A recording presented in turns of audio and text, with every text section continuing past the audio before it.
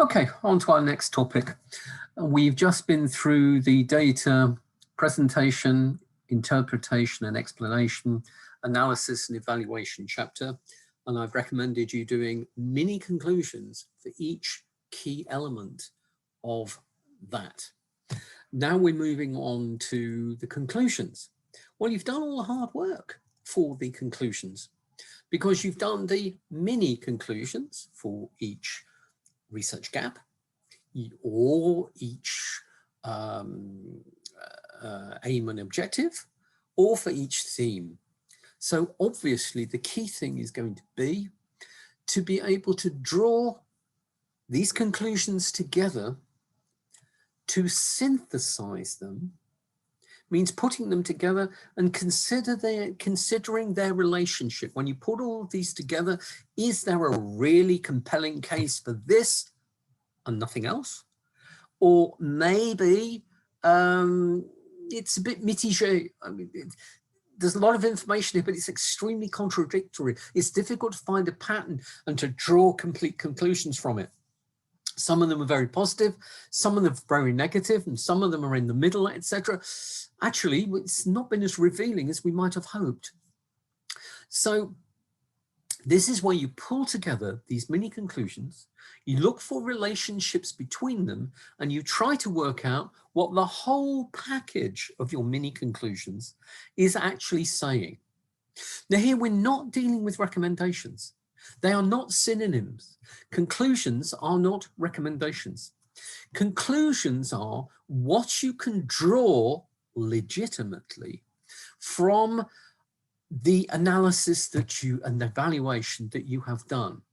For example, if you are setting out to, let's say, look at the effectiveness of a particular brochure for your company, or a new website or a new product for your company, the conclusion may well be our expectations were either clearly too high, or perhaps the effort that we put behind the promotion of this new thing, or the resources we put behind it weren't enough, or in fact the way we were targeting people is not perhaps the way that we wanted.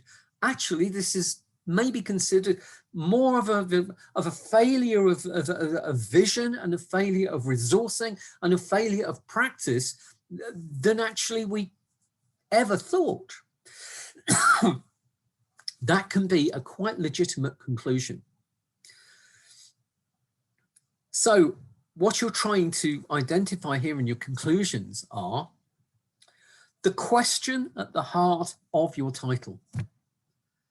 Has it been answered? If it was to identify the performance of this, whatever it was, have you identified the performance, how good it was, where its strengths and weaknesses actually were? What has this revealed? Those are your conclusions.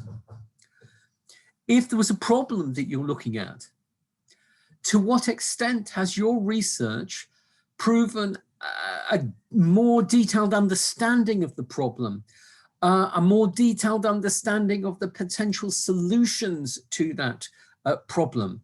Is there a relatively obvious way forward that's beginning to come together?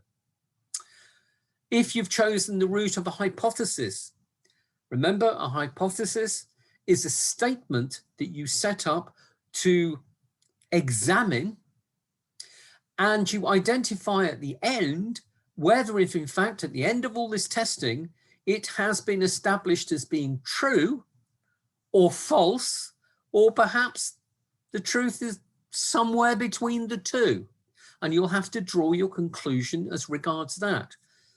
Small warning, just to remind you, a hypothesis is not there to be proven. It's to be tested. If you set out to prove something because you desperately want to prove it, because your brother had a major problem with this and you want to prove that he was correct, that's not the way to go about research. You need to be able to look at it neutrally, test something, weigh up the evidence, and then draw conclusions. So that's what your conclusions do.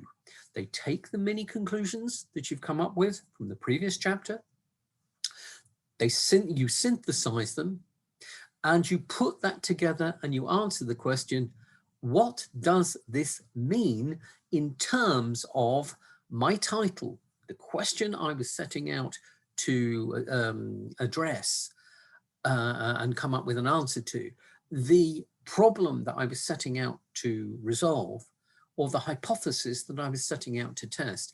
Where do we stand? So at the end of this chapter, you should have something pretty clear.